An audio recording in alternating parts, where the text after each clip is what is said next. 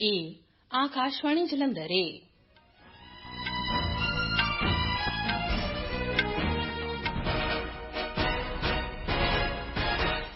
ਖਬਰਾਂ ਦੇ ਨਾਲ ਮੈਂ ਸਰਬਜੀਤ ਕੌਰ। ਪਹਿਲਾਂ ਖਾਸ ਖਬਰਾਂ।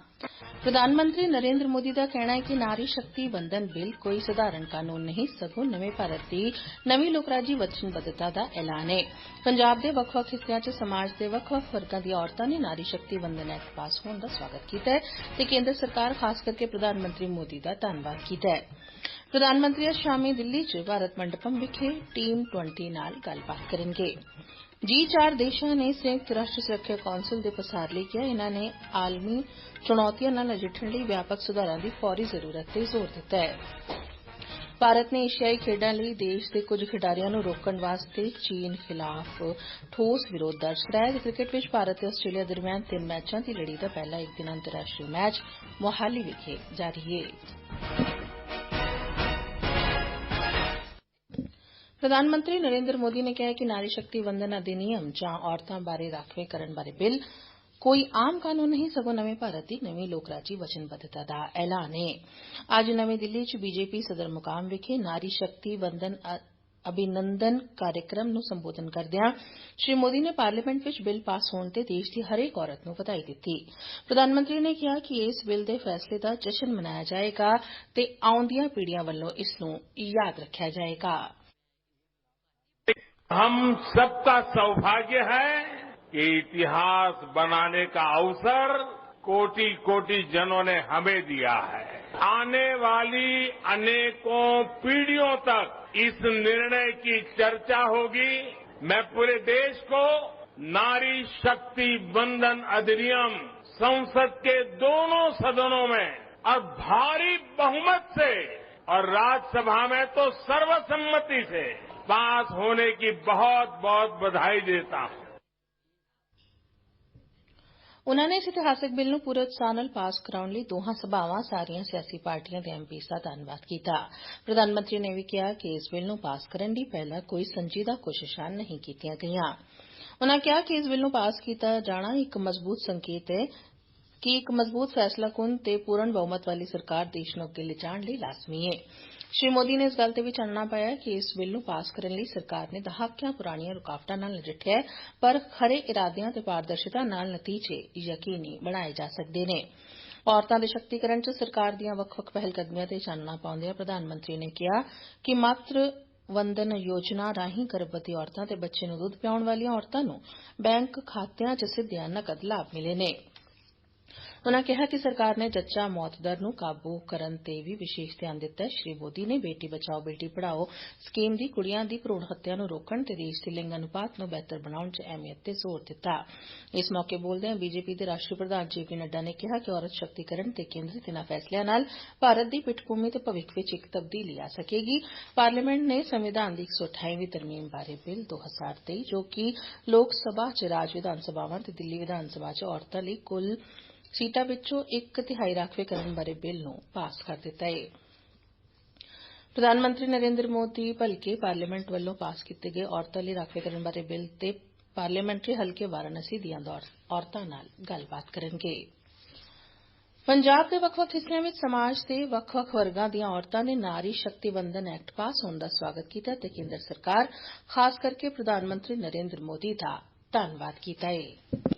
सवीना बांसल, नारी सशक्तिकरण की दिशा में भारत का ये प्रयास बहुत ही सराहनीय कदम है। अपने मुद्दों और हकों को सही मायने में दुनिया के सामने रखने और हासिल करने की दिशा में ये एक ऐतिहासिक कदम है। मैं सुषमा रानी इस ऐतिहासिक कदम के साथ जहां करोड़ों महिलाओं की आवाज बुलंद होगी, वहीं उनकी ताकत, हिम्मत और सामर्थ्य को भी नई पहचान मिलेगी। वहीं महिलाओं के अधिकारों और आजादी की तरफ भी एक नया कदम होगा। उमा कपिल है। इससे न केवल महिलाएं सशक्त होंगी बल्कि वे राजनीति में भी अपना बेहतर प्रदर्शन कर पाएंगी और देश के विकास में अपना अग्रणी योगदान देंगी। मेरा नाम कमलेश शर्मा है। इसके द्वारा जो औरतों का आत्म सम्मान बढ़ेगा, हजारों रास्ते खुलेंगे और औरतों की राजनीति में भागीदारी और बढ़ेगी। मेरा नाम अमनप्रीत कौर है। जैसे हम औरतें घर बहुत खूबसूरती से और समझदारी से चलाती हैं, संभालती हैं, वैसे ही हम देश को भी संभाल सकते हैं। हैं। और सबसे बड़ी बात जो मुझे लगती है कि जैसे राज्यसभा में इस बिल की हिमायत के लिए 214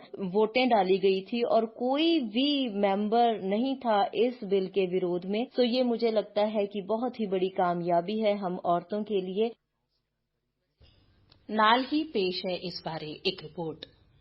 यत्र नार्यस्तु पूजन्ते रमन्ते तत्र देवता, यानी जिथे औरतां ਦੀ ਪੂਜਾ ਕੀਤੀ ਜਾਂਦੀ ਏ, ਸਤਕਾਰ ਕੀਤਾ ਜਾਂਦਾ ਏ, ਉੱਥੇ ਦੇਵਤਿਆਂ ਦਾ ਵਾਸ ਹੁੰਦਾ ਏ। ਭਾਰਤ ਵਿੱਚ ਤਾਂ ਨਾਰੀ ਸ਼ਕਤੀ ਦੀ ਪੂਜਾ ਸਦੀਆਂ ਤੋਂ ਕੀਤੀ ਜਾ ਰਹੀ ਏ। ਅਜਿਹੇ ਵਿੱਚ ਸੰਸਦ ਵਿੱਚ ਪਾਸ ਨਾਰੀ ਸ਼ਕਤੀ ਵੰਦਨ ਐਕਟ ਦੇਸ਼ ਅਤੇ ਸਮਾਜ ਦੇ ਵਿਕਾਸ ਵਿੱਚ ਔਰਤਾਂ ਦੀ ਹਿੱਸੇਦਾਰੀ ਹੋਰ ਵਧੇਰੇ ਵਧਾਵੇਗਾ। ਪੰਜਾਬ ਲਘੂ ਉਦਯੋਗ ਭਾਰਤੀ ਦੇ ਮਹਿਲਾ ਯੂਨਿਟ ਦੇ ਜਨਰਲ ਸਕੱਤਰ ਸੀਮਾ ਧੂਮਲ ਦਾ ਇਸ ਬਾਰੇ ਕਹਿਣਾ ਹੈ। ਇਹ ਇੱਕ ਇਤਿਹਾਸਿਕ ਨਿਰਣਾ ਹੈ ਜੋ ਜੈਂਡਰ ਇਕੁਐਲਿਟੀ ਤੇ ਔਮਨ ਐਮਪਾਵਰਮੈਂਟ ਲਈ ਮੋਦੀ ਜੀ ਦੀ ਸਰਕਾਰ ਨੇ ਲਿਆ ਹੈ। ਭਾਰਤ ਦੀ ਅੱਧੀ ਜਨਸੰਖਿਆ ਔਰਤਾਂ ਦੀ ਹੈ। ਇਸ ਕਦਮ ਦੇ ਨਾਲ ਰਾਸ਼ਟਰ ਨਿਰਮਾਣ ਵਿੱਚ ਔਰਤਾਂ ਦੀ ਭਾਗੀਦਾਰੀ ਵੱਧ ਜਾਵੇਗੀ। ਹਰ ਘਰ ਦੀ ਨੀਂਵ ਉਸ ਘਰ ਦੀ ਔਰਤ ਹੀ ਪੱਕੀ ਕਰਦੀ ਹੈ। ਔਰਤ ਘਰ, ਸਮਾਜ ਤੇ ਰਾਸ਼ਟਰ ਦੀ ਨੀਂਵ ਦੇ ਸਸ਼ਕਤੀਕਰਨ ਵਿੱਚ ਬਰਾਬਰ ਆਪਣਾ ਸਹਿਯੋਗ ਦੇ ਸਕਦੀ ਹੈ। ਕਿਸੇ ਵੀ ਸਮਾਜ ਦੇ ਸਮਾਨ ਵਿਕਾਸ ਲਈ ਔਰਤਾਂ ਤੇ ਮਰਦਾਂ ਦੀ ਸਮਾਨ ਭਾਗੀਦਾਰੀ ਜ਼ਰੂਰੀ ਹੈ। ਇਸ ਕਦਮ ਨਾਲ ਲਾਅ ਮੇਕਿੰਗ ਵਿੱਚ ਵੀ ਔਰਤਾਂ ਦਾ ਇਨਫਲੂਐਂਸ ਵੱਧ ਜਾਵੇਗਾ। ਇਸ ਇਤਿਹਾਸਿਕ ਨਿਰਣੇ ਲਈ ਮੈਂ ਮੋਦੀ ਸਰਕਾਰ ਜੀ ਦਾ ਦਿਲੋਂ ਧੰਨਵਾਦ ਕਰਦੀ ਹਾਂ। ਯਕੀਨਨ ਨਾਰੀ ਸ਼ਕਤੀ ਵੰਦਨ ਐਕਟ ਸਮਾਜ ਵਿੱਚ ਔਰਤਾਂ ਨੂੰ ਸਿਆਸੀ ਖੇਤਰ ਵਿੱਚ ਅੱਗੇ ਵਧਣ ਦੇ ਮੌਕੇ ਦੇਵੇਗਾ। ਦੇਸ਼ ਦੀ ਉਸ ਨਾਰੀ ਸ਼ਕਤੀ ਨੂੰ ਸਲਾਮ ਜਿਸ ਨੇ ਆਜ਼ਾਦੀ ਦੀ ਲੜਾਈ ਤੋਂ ਲੈ ਕੇ ਅੱਜ ਤੱਕ ਵੱਖ-ਵੱਖ ਖੇਤਰਾਂ ਵਿੱਚ ਅਹਿਮ ਯੋਗਦਾਨ ਦਿੱਤਾ ਹੈ। ਸ਼ਿਸ਼ੂ ਸ਼ਰਮਾ ਸ਼ਾਂਤਲ, ਆਕਾਸ਼ਵਾਣੀ ਸਮਾਚਾਰ, ਜਲੰਧਰ। ਇਹ ਖਬਰਾਂ ਤੁਸੀਂ ਆਕਾਸ਼ਵਾਣੀ ਜਲੰਧਰ ਤੋਂ ਸੁਣ ਰਹੇ ਹੋ। ਲੋਕ ਸਭਾ ਸਪੀਕਰ ਓਮ ਬਿਰਲਾ ਨੇ ਕੱਲ ਸਦਨ ਵਿੱਚ ਚੰਦਰਯਾਨ 3 ਦੀ ਸਫਲਤਾ ਤੇ ਚਰਚਾ ਦੌਰਾਨ ਭਾਜਪਾ ਐਮਪੀ ਰਮੇਸ਼ ਵਿਧੂੜੀ ਵੱਲੋਂ ਕੀਤੀਆਂ ਗਈਆਂ ਕੁਝ ਇਤਰਾਜ਼ਯੋਗ ਟਿੱਪਣੀਆਂ ਨੂੰ ਗੰਭੀਰਤਾ ਨਾਲ ਧਿਆਨ 'ਚ ਲਿਆ ਹੈ। ਪ੍ਰਧਾਨ ਮੰਤਰੀ ਨਰਿੰਦਰ ਮੋਦੀ ਅੱਜ ਸ਼ਾਮੀ ਦਿੱਲੀ 'ਚ ਭਾਰਤ ਮੰਡਪਮ ਵਿਖੇ ਟੀਮ G20 ਨਾਲ ਗੱਲਬਾਤ ਕਰਨਗੇ। ਸ਼੍ਰੀ ਮੋਦੀ ਇਸ ਮੌਕੇ ਇਕੱਠ ਨੂੰ ਸੰਬੋਧਨ ਕਰਨਗੇ। ਗੱਲਬਾਤ ਵਿੱਚ G20 ਸਿਖਰ ਮੀਟਿੰਗ ਦੀ ਕਾਮਯਾਬੀ 'ਚ ਯੋਗਦਾਨ ਪਾਉਣ ਵਾਲੇ ਕਰੀਬ 3000 ਲੋਕ ਹਿੱਸਾ ਲੈਣਗੇ। G4 ਦੇਸ਼ਾਂ ਭਾਰਤ, ਬ੍ਰਾਜ਼ੀਲ, ਜਾਪਾਨ ਅਤੇ ਜਰਮਨੀ ਨੇ ਦੁਹਰਾਇਆ ਕਿ ਸੰਯੁਕਤ ਰਾਸ਼ਟਰ ਸੁਰੱਖਿਆ ਪ੍ਰੀਸ਼ਦ ਨੂੰ ਸਥਾਈ ਤੇ ਗੈਰ ਸਥਾਈ ਦੋਵਾਂ ਸ਼੍ਰੇਣੀਆਂ ਵਿੱਚ ਵਿਸਥਾਰ ਕਰਨਾ ਸੰਸਥਾ ਨੂੰ ਵਧੇਰੇ ਪ੍ਰਤੀਨਿਧ, ਜਾਇਜ਼, ਪ੍ਰਭਾਵਸ਼ਾਲੀ ਤੇ ਕੁਸ਼ਲ ਬਣਾਉਣ ਲਈ ਜ਼ਰੂਰੀ ਹੈ। ਬ੍ਰਾਜ਼ੀਲ, ਜਰਮਨੀ, ਜਾਪਾਨ ਦੇ ਵਿਦੇਸ਼ ਮੰਤਰੀਆਂ ਤੇ ਭਾਰਤ ਦੇ ਵਿਦੇਸ਼ ਮੰਤਰਾਲੇ ਵਿੱਚ ਪੱਛਮੀ ਸਕੱਤਰ ਸੰਜੇ ਵਰਮਾ ਨੇ ਕੱਲ ਸੰਯੁਕਤ ਰਾਸ਼ਟਰ ਮਹਾਸਭਾ ਦੇ 78ਵੇਂ ਸਮਾਗਮ ਦੌਰਾਨ ਵੱਖਰੇ ਤੌਰ ਤੇ ਮੁਲਾਕਾਤ ਕੀਤੀ। ਉਨ੍ਹਾਂ ਜ਼ੋਰ ਦਿੱਤਾ ਕਿ ਬਹੁਪੱਖੀ ਤੇ ਗੁੰਝਲਦਾਰ ਸੰਕਟਾਂ ਕਾਰਨ ਬਹੁਪੱਖੀਵਾਦ ਅਹਿਮ ਦਬਾਅ ਹੇਠ ਹੈ। ਉਨ੍ਹਾਂ ਨੇ ਸਮੇਂ ਸਿਰ ਹੱਲ ਕਰਨ ਲਈ ਅਸਮਰੱਥਾ ਤੇ ਵਿਆਪਕ ਸੁਧਾਰ ਦੀ ਲੋੜ ਤੇ ਜ਼ੋਰ ਦਿੱਤਾ। ਪ੍ਰਧਾਨ ਮੰਤਰੀ ਨਰਿੰਦਰ ਮੋਦੀ ਭਲਕੇ ਨਵੀਂ ਦਿੱਲੀ ਵਿੱਚ ਵਕੀਲਾਂ ਦੀ 2 ਦਿਨਾਂ ਅੰਤਰਰਾਸ਼ਟਰੀ ਕਾਨਫਰੰਸ ਦਾ ਉਦਘਾਟਨ ਕਰਨਗੇ। ਇਸ ਕਾਨਫਰੰਸ ਦਾ ਵਿਸ਼ਾ ਨਿਆਂ ਦੇਣ ਦੇ ਸਿਸਟਮ 'ਚ ਆ ਰਹੀਆਂ ਚੁਣੌਤੀਆਂ ਨੇ। ਕੇਂਦਰ ਨੇ ਖੁੱਲ੍ਹੇ ਬਾਜ਼ਾਰ 'ਚ ਵਿਕਰੀ ਸਕੀਮ ਘਰੇਲੂ ਤਹਿਤ 13 ਨੀਲਾਮੀਆਂ ਰਾਹੀਂ 18.09 ਲੱਖ ਮੀਟ੍ਰਿਕ ਟਨ ਕਣਕ ਵੇਚੀ ਏ। ਬੀਜੇਪੀ ਪ੍ਰਧਾਨ JP ਨੱਡਾ ਨੇ ਖੁਸ਼ੀ ਜ਼ਾਹਿਰ ਕੀਤੀ ਹੈ ਕਿ ਜਨਤਾ ਦਲ ਸੈਕੂਲਰ JDU ਨੇ ਰਾਸ਼ਟਰੀ ਲੋਕਰਾਜੀ ਗਠਜੋੜ NDA ਦਾ ਹਿੱਸਾ ਬਣਨ ਦਾ ਫੈਸਲਾ ਕੀਤਾ ਹੈ। ਸ਼੍ਰੀ ਨੱਡਾ ਨੇ NDA 'ਚ ਉਨ੍ਹਾਂ ਦਾ ਸਵਾਗਤ ਕੀਤਾ। ਭਾਰਤੀ ਮੈਡੀਕਲ ਗ੍ਰੈਜੂਏਟ ਹੁਣ ਅਮਰੀਕਾ, ਕੈਨੇਡਾ, ਆਸਟ੍ਰੇਲੀਆ ਤੇ ਨਿਊਜ਼ੀਲੈਂਡ ਵਰਗੇ ਦੇਸ਼ਾਂ ਵਿੱਚ ਪੋਸਟ ਗ੍ਰੈਜੂਏਸ਼ਨ ਅਤੇ ਪ੍ਰੈਕਟਿਸ ਕਰ ਸਕਦੇ ਨੇ। ਭਾਰਤ ਦੇ ਰਾਸ਼ਟਰੀ ਮੈਡੀਕਲ ਕਮਿਸ਼ਨ ਨੂੰ 10 ਸਾਲਾਂ ਦੇ ਕਾਰਜਕਾਲ ਲਈ ਵਿਸ਼ਵ ਫੈਡਰੇਸ਼ਨ ਫਾਰ ਮੈਡੀਕਲ ਐਜੂਕੇਸ਼ਨ ਮਾਨਤਾ ਸਥਿਤੀ ਨਾਲ ਸਨਮਾਨਿਤ ਕੀਤਾ ਗਿਆ ਹੈ। ਭਾਰਤ ਤੇ ਆਸਟ੍ਰੇਲੀਆ ਦਰਮਿਆਨ 3 ਮੈਚਾਂ ਦੀ ਲੜੀ ਦਾ ਪਹਿਲਾ ਇੱਕ ਦਿਨਾਂ ਅੰਤਰਰਾਸ਼ਟਰੀ ਮੈਚ ਮੋਹਾਲੀ ਵਿਖੇ ਜਾਰੀ ਹੈ। ਆਖਰੀ ਖਬਰਾਂ ਮਿਲਣ ਸਮੇਂ ਤੱਕ ਭਾਰਤ ਨੇ 22 ਓਵਰਾਂ 'ਚ 142 ਦੌੜਾਂ ਬਣਾ ਲਈਆਂ ਸਨ ਤੇ ਇਸ ਦਾ ਇੱਕ ਖਿਡਾਰੀ ਆਊਟ ਹੋਇਆ ਸੀ। ਆਖਿਰ 'ਚ ਖਾਸ ਖਬਰਾਂ ਇੱਕ ਵਾਰ ਫੇਰ। ਪ੍ਰਧਾਨ ਮੰਤਰੀ ਮੋਦੀ ਦਾ ਕਹਿਣਾ ਹੈ ਕਿ ਨਾਰੀ ਸ਼ਕਤੀ ਵੰਦਨ ਬਿੱਲ ਕੋਈ ਸਧਾਰਨ ਕਾਨੂੰਨ ਨਹੀਂ, ਸਗੋਂ ਨਵੇਂ ਭਾਰਤ ਦੀ ਨਵੀਂ ਲੋਕਰਾਜੀ ਵਚਨਬੱਧਤਾ ਦਾ ਐਲਾਨ ਹੈ। ਪੰਜਾਬ ਦੇ ਵੱਖ-ਵੱਖ ਹਿੱਸਿਆਂ 'ਚ ਸਮਾਜ ਦੇ ਵੱਖ-ਵੱਖ ਵਰਗਾਂ ਦੀਆਂ ਔਰਤਾਂ ਨੇ ਨਾਰੀ ਸ਼ਕਤੀ ਵੰਦਨ ਐਕਟ ਪਾਸ ਹੋਣ ਦਾ ਸਵਾਗਤ ਕੀਤਾ ਹੈ ਤੇ ਕੇਂਦਰ ਸਰਕਾਰ ਖਾਸ ਕਰਕੇ ਪ੍ਰਧਾਨ ਮੰਤਰੀ ਮੋਦੀ ਦਾ ਧੰਨਵਾਦ ਕੀਤਾ ਹੈ। ਪ੍ਰਧਾਨ ਮੰਤਰੀ ਅੱਜ ਸ਼ਾਮੀ ਦਿੱਲੀ 'ਚ ਭਾਰਤ ਮੰਡਪਮ ਵਿਖੇ ਟੀਮ G20 ਨਾਲ ਗੱਲਬਾਤ ਕਰਨਗੇ। G4 ਦੇਸ਼ਾਂ ਨੇ ਸੰਯੁਕਤ ਰਾਸ਼ਟਰ ਸੁਰੱਖਿਆ ਕੌਂਸਲ ਦੇ ਪਸਾਰ ਲਈ ਕਿਹਾ ਹੈ।